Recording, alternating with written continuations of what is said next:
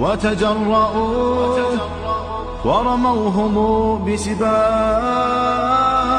سبوا خيار الخلق من لهم العلا ولهم مقام في ذرى الأحساب. من قبل صرح أعوج عن حقده في سب شيخ متق أواب. يا ثاني الاثنين في الغار الذي شهدت له آيات خير كتاب.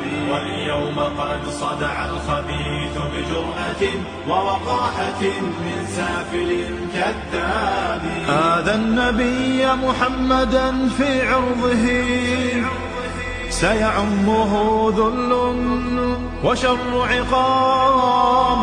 آذى النقية بنت خل المصطفى فليخشى أنك سعيه كسراب. آتيك أم المؤمنين